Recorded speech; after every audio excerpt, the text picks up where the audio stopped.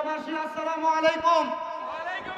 আমরা 5 আগস্টের পরে মনে করেছিলাম স্বৈরাচার এবং ফ্যাসিস্ট বিদায় নিয়েছে, কিন্তু আমরা গত 26 তারিখের পরবর্তীতে মাওলানা ছাত্রনেতা রইস ভাইয়ের হত্যাকাণ্ডের পরে এখন দেখছি ফ্যাসিস্ট এবং স্বৈরাচার নতুন করে আবার মাঠে নেমেছে। আমাদের ভাই মাওলানা ছাত্রনেতা রইসের হত্যাকাণ্ডের মামলা তারা থানায় নেয়নি এবং কারবালার ময়দানে হযরতে আলী আসগরকে যেমন ভাবে পানি দেওয়া হয়নি, আমাদের ছাত্রনেতা রইস ভাইকে ওই ফ্যাসিস্টের দালাল পুলিশ বাহিনী পানি কেড়ে নিয়েছে। আমরা ছাত্রনেতারা যখন ওই মোবাইল থানাতে মামলা দায়ের করার জন্য উপস্থিত হয়েছিলাম তখন তারা আমাদের মামলা দায়ের করেনি। আমরা আজকে কুমিল্লাতে বাংলাদেশ ইসলামী ছাত্র সেনার ব্যানার থেকে এতটুকু জানিয়ে দিতে চাই, পূর্বে স্বৈরাচার বিদায় যেহেতু নেয় নাই, এখন যদি কোনো পুলিশ প্রশাসনও স্বৈরাচারের দালালি করে, যেমন ভাবে আমাদের ভাই ছাত্রনেতা রইসউদ্দিনকে মব জাস্টিসের মাধ্যমে দুনিয়া থেকে হত্যা করে বিদায় করা হয়েছে, তার হত্যাকারী এবং তাকে চিকিৎসার অভাবে বাংলাদেশের প্রশাসন যেভাবে কারাগারে প্রেরণ করে তাকে মৃত্যু দিয়েছে, আমরা ওই হত্যাকারীদেরকে মব জাস্টিসের মাধ্যমে তাদেরকে হত্যা করতে বাধ্য হব। রাজি আছে কারাগারে হাত তুলে দেখায়। আসসালামু আলাইকুম ওয়া রাহমাতুল্লাহ। ধন্যবাদ। এই পর্যায়ে বক্তব্য রাখার জন্য আহ্বান করছি মুজাহিদ আহলে সুন্নাত হযরতুল আল্লামা সুলাইমান আল কাদরি সাহেবকে।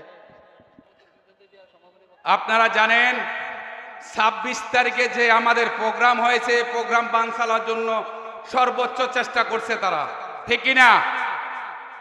আমরা এই 26 তারিখে আমাদের প্রোগ্রাম দেখা তারা আমাদের যে সুন্নি আলেমরা রয়েছেন এবং আমরা সুন্নিয়তের কর্মীরা রয়েছি, আমাদের উপর হামলা করার জন্য তারা পায়তারা করতেছে। সেই পায়তারার যে তাদের রোড ম্যাপ, সেই রোড ম্যাপ অনুযায়ী আমার ভাই রইস ভাইকে তারা হত্যা করেছে, ঠিক কিনা?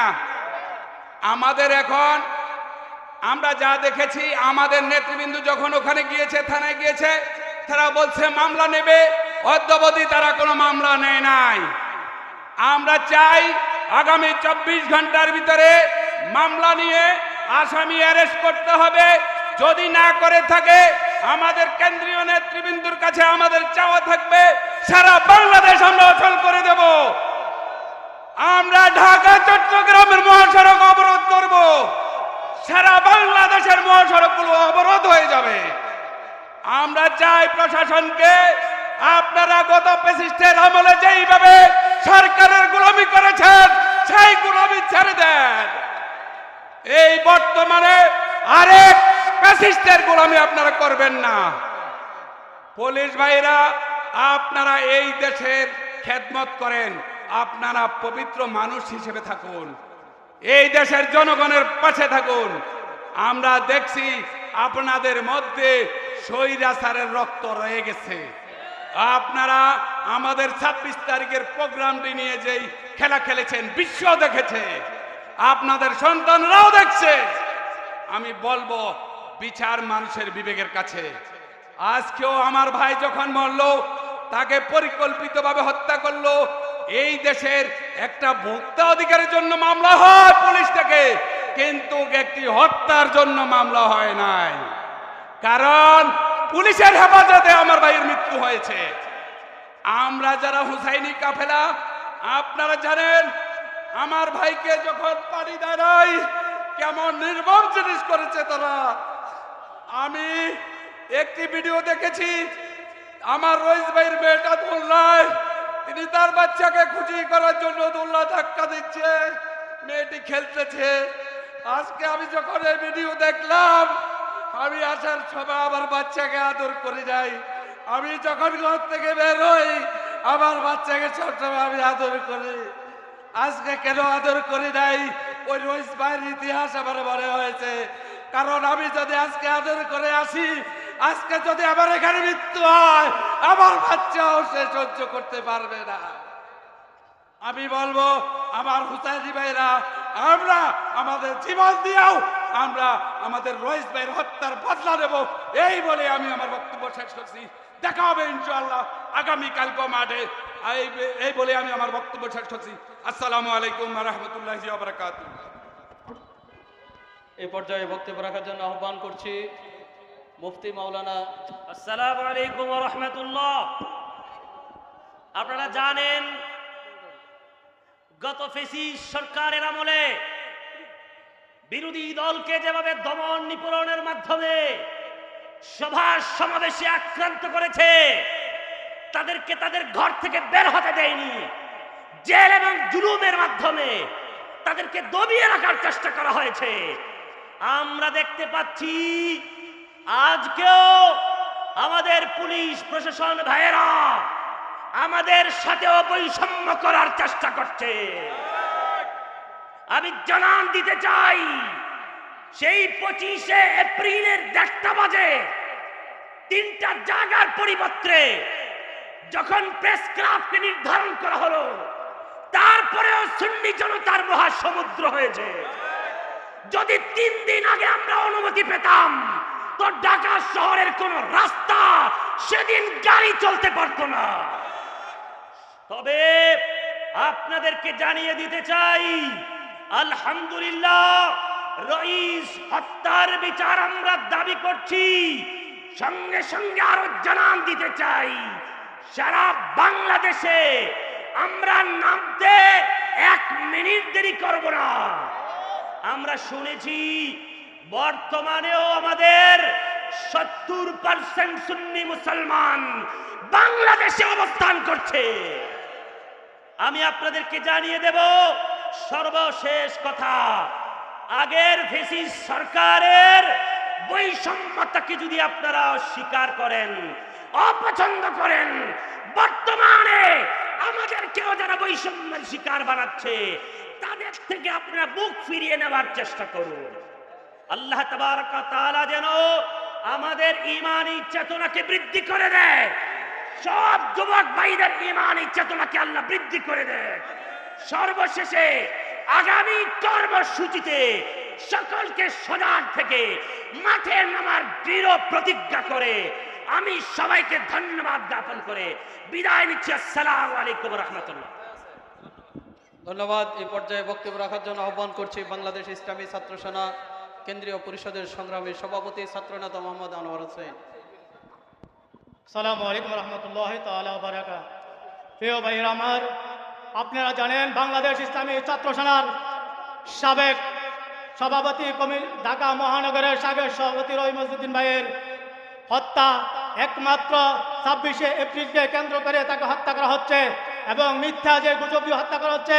আমরা 72 ঘন্টা সরকারকে সময় দিয়েছিলাম, কিন্তু না, সরকার আমাদের কথা শুনে নেই। যার কারণ আজকে সন্ধ্যার ভিতরে আমরা আরেকটা কর্মসূচি ঘোষণা করবো। আপনারা কি রাজি আছেন? আপনারা মাঠে থাকবেন কিনা? আমরা 72 ঘন্টার আগে বাংলাদেশ ইসলামী ছাত্র সেনা আরেকটি কর্মসূচি ইনশাআল্লাহ সন্ধ্যার ভিতরে মিটিং আসবে। সে কর্মসূচি হয়তো হরতাল, অবরোধ, লাশ মিছিল হলো করে আমরা আমাদের দাবি আদায় করবো। ঠিক কিনা ভাইরা আমার? সকলকে মাঠে থাকার আহ্বান জানিয়ে আমি আমার বক্তব্য শেষ করছি। আসসালামু আলাইকুম রহমতুল্লাহ। কুমিল্লা জেলা শাখার সাধারণ সম্পাদক জনাব আবুল খায়ের রেজভী সাহেব। আসসালাতু ওয়াসসালামু আলাইকা ইয়া রাসূলুল্লাহ, আসসালাতু ওয়াসসালামু আলাইকা ইয়া হাবিবাল্লাহ সাল্লাল্লাহু আলাইহি ওয়াসাল্লাম। সম্মানিত সুন্নি জনতা, সম্মানিত দেশবাসী, আপনারা সকলেই অবগত আছেন ইসরায়েলের বর্বরী হামলার বিরুদ্ধে আমরা সকলেই গত শনিবারে ঢাকার মহাসমাবেশের আয়োজন করেছিলাম। উক্ত সমাবেশে দেশ বিদেশ থেকে সকল সুন্নি জনতা, হুসাইনি সৈনিকেরা, ইমানের সৈনিকরা ঢাকার ময়দানে আমরা পরীক্ষা দিয়েছি, আমরা উত্তীর্ণ হয়েছি। আমরা দেশবাসীকে দেখিয়ে দিয়েছি যে হুসাইনি সৈন্য যেহেতু বাংলাদেশে আছে, আমরা কেউ মরি নাই। এখন ওই সমাবেশ থেকে মাওলানা রইসুদ্দিন সাহেব ফেরার পথে যে আক্রমণ করা হয়েছে, মিথ্যা অপবাদ দিয়ে তাকে গণপিটুনি দিয়ে তাকে হত্যা করা হয়েছে, তার বিরুদ্ধে সারা বাংলাদেশে সুন্নি জনতা আজকে মাঠে নেমেছে। আহলে সুন্নাত ওয়াল জামাতের পক্ষে রেজবিয়া দরবার শরীফ আপনাদের পাশে সব সময় থাকবে। আমাদের সুন্নিয়তের প্রতীক 1400 শতাব্দীর মুজাদ্দিদ আল্লামা আকবর আলী রেজভী হুজুর কেবলাউ কাবা আমাদেরকে হুসাইনি সৈনিক বানিয়ে গেছেন। আমরা আপনাদের পাশে আছি। বর্তমান গদ্দির আল্লামা সিরাজুল আমির রেজভী হুজুর কেবলাউ কাবার নির্দেশে আমরা আজকে রাজপথে এসেছি। এইটার যদি সুষ্ঠু বিচার 24 ঘন্টার ভিতরে এই আসামি ধরা না হয়, এই বাংলার সুন্নি জনতা, আপামর সুন্নি জনতা, ছাত্র সেনা সহ সুন্নি সকল সুন্নি দরবারগুলো আমরা মাঠে রাখতে বাধ্য হব। আমরা প্রয়োজনে বাংলার সকল সড়ক মহাসড়ক আমরা বন্ধ করে দেব। তারপরে আমরা এই তার সুষ্ঠু বিচারের দাবি জানিয়ে আজকের মতো এখানে শেষ করছি। আসসালামু আলাইকুম ওয়া রাহমাতুল্লাহি ওয়া বারাকাতুহু। বক্তব্য রাখার জন্য আহ্বান করছি আর পায়েল ভাইকে। পায়েল ভাই,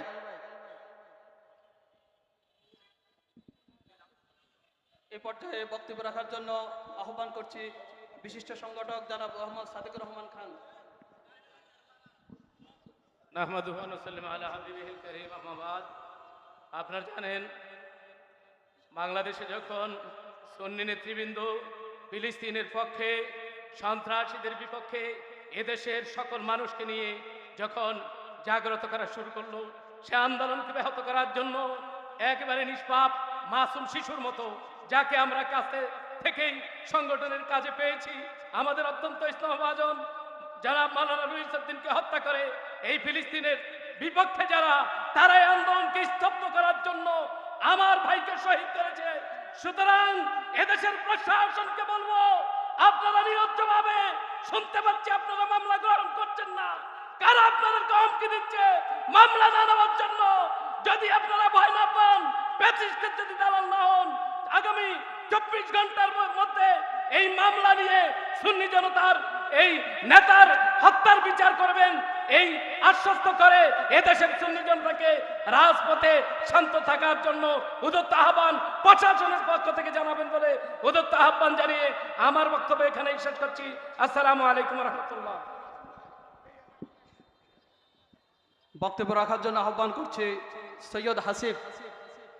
হাসিব ভাই কোথায়?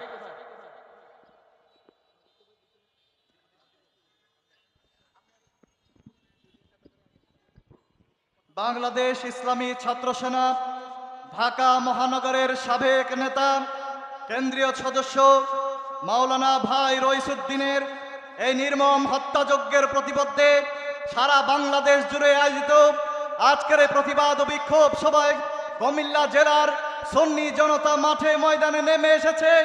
আমরা বেশি কথা বলতে চাই না, আমরা আপনাদেরকে জানিয়ে দিতে চাই, প্রশাসন সহ সরকার সংশ্লিষ্ট সকলের প্রতি আমাদের মেসেজ পৌঁছাতে চাই। আমরা এতদিন পর্যন্ত অনুমতি নিয়ে ঘর থেকে বেরিয়েছি, রাজপথে কর্মসূচি দিয়েছি, প্রশাসনের আইন মেনে চলে, কিন্তু আজকে যখন আমাদের দেয়ালে পিঠ থেকে গেছে, আমরা আপনাদের আইনের তোয়াক্কা করি। যেই আইন বাংলাদেশে বৈষম্য দূর করতে পারে নাই, 24 জুলাইয়ের নির্মম সে বৈষম্য, যে বৈষম্য বিরোধী আন্দোলনের মধ্য দিয়ে আমার ভাইয়েরা রক্ত দিয়ে একটি নতুন সরকারের প্রত্যাশা নিয়ে আপনাদের কাছে মুখরমুখ আতর্ক নিয়ে তাকিয়ে আছে। এই মুহূর্তে আপনারা একের পর এক বৈষম্যের নমুনা আমাদের সামনে দৃষ্টান্ত স্থাপন করেছেন। আমরা দেখেছি আপনাদের বৈষম্যের শিকার হয়েছে সেই তফাজ্জল, আপনাদের বৈষম্যের শিকার হয়েছে আমার ভাই মাওলানা রইসুদ্দিন। আমরা দেখেছি 26 এপ্রিলের সেই প্রোগ্রামে আমরা বারবার এ প্রান্ত থেকে ও প্রান্ত যাই, সোহরাওয়ার্দী থেকে আমরা গোলাপবাগ যাই, গোলাপবাগ থেকে আমরা জাতীয় প্রেস ক্লাবে যাই, একের পর এক সামনে মূল ঝুলিয়ে সুন্নিদেরকে বোকা ভেবে আপনারা আমাদের এই প্রোগ্রাম বানচাল করার চেষ্টা করেছেন। কিন্তু বাংলাদেশের আপামর সুন্নি জনতা আপনাদের চোখে দেখিয়ে দিয়েছে যে যদি বাংলাদেশের সুন্নিদেরকে দমিয়ে রাখতে চেষ্টা করেন, তাহলে কখনো বাংলার সুন্নি জগতকে দাবিয়ে রাখা সম্ভব হবে না। আপনাদেরকে বলে দেবার চাই,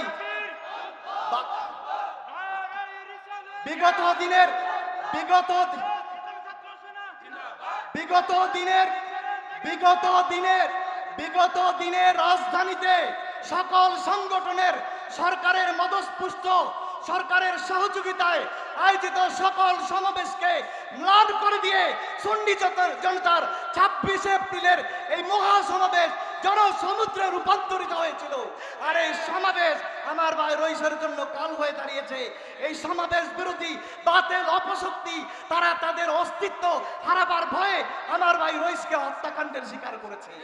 এই জন্য যারা এই হত্যাকাণ্ডের সাথে জড়িত, এই মব জাস্টিসের সাথে যারা জড়িত, এবং প্রশাসনের সেই মোবাইল থানার সেই কর্মকর্তা মিন্টু সহ যারা জড়িত আছে, যারা আমার ভাইয়ের পানির বোতল নিয়ে সেখান থেকে ফিরে এনেছে, সেই পুলিশ কর্মকর্তা সহ, পুলিশ অফিসার সহ, ওসি সহ যারা এর সাথে জড়িত আছে, তাদের দৃষ্টান্তমূলক শাস্তির ব্যবস্থা না করা পর্যন্ত সুন্নি জনতা ময়দান থাকবে, ময়দান ছাড়বে না ইনশাআল্লাহ।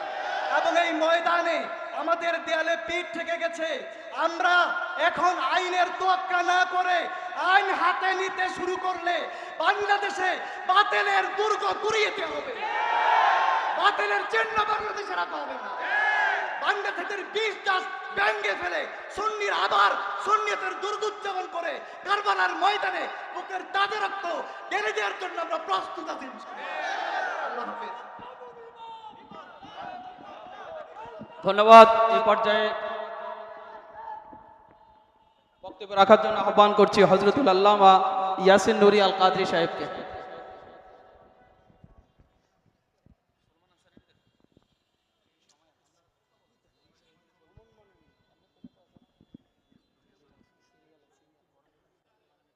الصلاة والسلام عليك يا رسول الله. الصلاة والسلام عليك يا أنيس الغاربين يا راحة العاشقين. আজকে সারা বাংলাদেশের আশিক রাসূল সুন্নি মুসলিম জনতা আমরা বাংলাদেশের প্রশাসনের কাছে বিচার চাই।